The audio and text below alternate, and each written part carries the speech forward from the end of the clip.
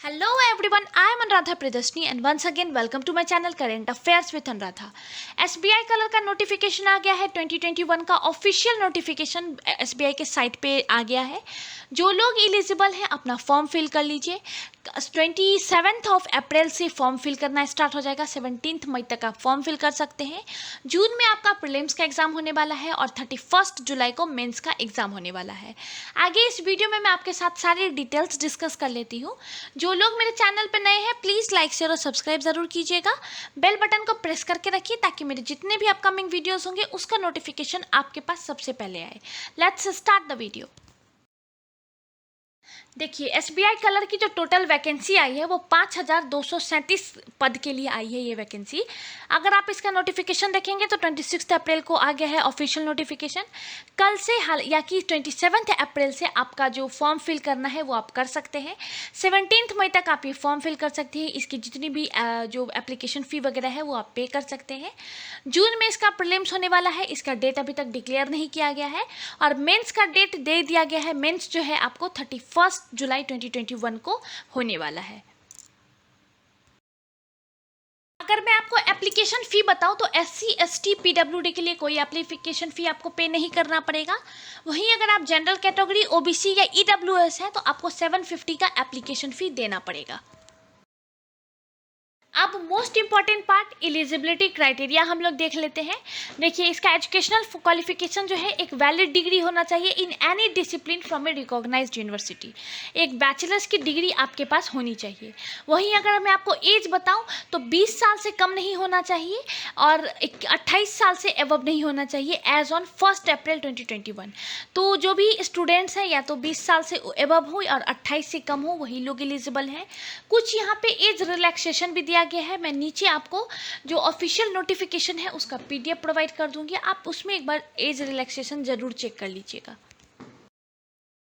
चलिए अभी तक तो मैंने आपके साथ एलिजिबिलिटी क्राइटेरिया वगैरह डिस्कस किया था। अब मैं आपके साथ एग्जाम का मेन पैटर्न डिस्कस कर लेती हूँ। देखिए यहाँ पे 2 एग्जाम्स होने वाले हैं, प्रीलिम्स और मेंस। प्रीलिम्स क्वालिफाइंग रहेगा और मेंस के मार्क्स जुड़ने वाले हैं। इसके बाद आपको लैंग्वेज टेस्ट देना पड़ेगा। SBI कलर का या फिर IBPS कलर का एक बहुत बड़ा क्राइटेरिया होता है कि आप जिस स्टेट से बिलोंग करते हैं या फिर आपको जिस स्टेट का, देखिए यहाँ पर स्टेट वाइज आपको लैंग्वेज प्रोवाइड किया गया है। आप एक बार ज़रूर चेक कर लीजिए कि आप जिस स्टेट से फॉर्म फिल कर रहे हैं क्या उस स्टेट का जो लैंग्वेज है वो आपके 10th के सर्टिफिकेट में है या नहीं है। आपको क्या वो पर्टिकुलर लैंग्वेज पढ़ना लिखना और समझना आता है या नहीं आता है, क्योंकि बाद में जाकर के आपको लैंग्वेज टेस्ट क्वालिफाई करना पड़ेगा। मान लीजिए आप प्रीलिम्स और मेंस क्वालिफाई भी कर जाते हैं और लैंग्वेज टेस्ट अगर क्वालिफाई नहीं कर पाएंगे तो आपको जो ज्वाइनिंग है उसमें आपको प्रॉब्लम क्रिएट किया जाएगा। चलिए अगर मैं आपके साथ प्रीलिम्स का पैटर्न डिस्कस करूँ तो यहाँ पे 3 सेक्शंस होंगे, English, numerical ability and reasoning. अगर आप नंबर ऑफ क्वेश्चंस देखेंगे तो इंग्लिश से 30 रहेगा 30 मार्क्स के लिए, न्यूमेरिकल एबिलिटी से 35 रहेगा 35 मार्क्स के लिए, इंग्लिश रीजनिंग से 35 रहेगा 35 मार्क्स के लिए। यहाँ पे सबसे बिगेस्ट चीज़ है कि आपको यहाँ पे ड्यूरेशन फिक्स्ड होता है। 20 मिनट्स है आपको इंग्लिश के लिए। न्यूमेरिकल एबिलिटी के लिए अगर आप देखेंगे तो 20 मिनट्स दिए जाएंगे और रीजनिंग के लिए भी आपको 20 मिनट्स दिए जाएंगे। मतलब total number of question 100, total time अगर आप देखेंगे तो आपको 60 मिनट्स मतलब 1 आवर दिया जाएगा और टोटल मार्क्स जो है वो आपको 100 रहेगा। यहाँ पे कोई भी सेक्शनल कट ऑफ नहीं रहेगा। सेक्शनल कट ऑफ यहाँ पे नहीं है। आपको ओवरऑल एक जो मार्क्स है उसको क्वालिफाई करना पड़ेगा। ये जस्ट एक क्वालिफाइंग एग्जाम है। अगर आप इसको क्वालिफाई कर लेते हैं तो आप मेंस के लिए एलिजिबल हो जाएंगे। इसका मार्क्स आपको कहीं भी जुड़ने वाला नहीं है। चलिए अगर आप प्रीलिम्स को क्वालिफाई कर लेते हैं तो आप मेंस के लिए एलिजिबल हो जाएंगे।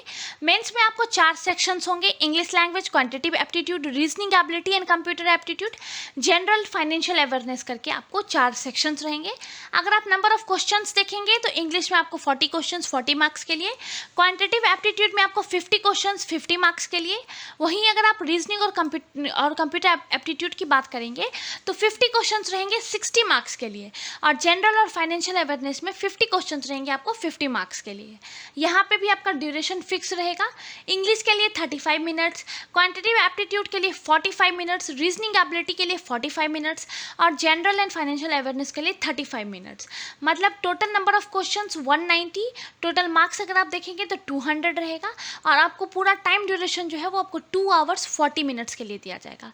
इसमें भी कोई भी सेक्शनल कट ऑफ नहीं है, एक ओवरऑल मिनिमम मार्क्स है जो आपको क्वालिफाई करना पड़ेगा। इसके बाद ही आपको लैंग्वेज टेस्ट के लिए आप एलिजिबल हो जाते हैं। इसमें 2 चीज़ें आपको बहुत ध्यान में रखना है। पहली बात ये कि आप जिस स्टेट से जो भी लैंग्वेज, आप एक बार ज़रूर चेक कर लीजिएगा, मैं आपको डिस्क्रिप्शन में ऑफिशियल नोटिफिकेशन प्रोवाइड कर दूंगी। जिस स्टेट का जो लैंग्वेज है, मान लीजिए अगर आप बिहार से फॉर्म फिल करते हैं तो यहाँ पे हिंदी और उर्दू है। अगर आप आपके 10th के जो सर्टिफिकेट होगा, 10th में जो आपने एग्ज़ाम दिया होगा उसके सर्टिफिकेट में अगर आपके पास हिंदी लैंग्वेज है तो ही आप बिहार से फॉर्म भरिए, या फिर झारखंड, या फिर जैसे जितने भी हिंदी भाषी स्टेट हैं तभी आप उन स्टेट से आप फॉर्म फिल कर लीजिए, क्योंकि आपको बाद में जाकर के लैंग्वेज टेस्ट देना है। अगर आप लैंग्वेज टेस्ट को क्वालिफाई नहीं करते हैं तो आपका मेहनत जो है वो बर्बाद हो जाएगा, आप रिजेक्ट हो जाएंगे। तो इस चीज़ को बहुत अच्छे से ध्यान रखिए। साथ ही साथ यहाँ पे एक और चीज़ कि कुछ स्टेट है जैसे बिहार, झारखंड, इसमें इस बार कोई वैकेंसी नहीं आई है, 0 वैकेंसी है हर एक कैटेगरी के लिए। तो आप जिस स्टेट से भर रहे हैं उस वहाँ से कितनी वैकेंसी है, ये चीज़ भी एक बार ज़रूर चेक कर लीजिए।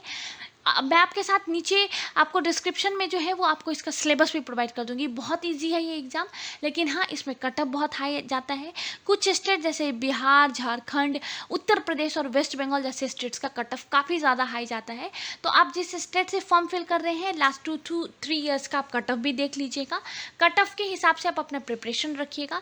यहाँ पर कुछ और नहीं है, जस्ट आपको फास्ट और आप करेक्ट, ये 2 चीज़ें आपको याद रखना है। कितना फास्ट आप मार्क करते हैं और कितना करेक्ट आप मार्क करते हैं। तो इसके लिए only and only practice, practice and practice. जून में आपका प्रीलिम्स होने वाला है। जो लोग भी एलिजिबिलिटी क्राइटेरिया को फुलफिल करते हैं अभी से आप टेस्ट सीरीज वगैरह लगाना स्टार्ट कर दीजिए।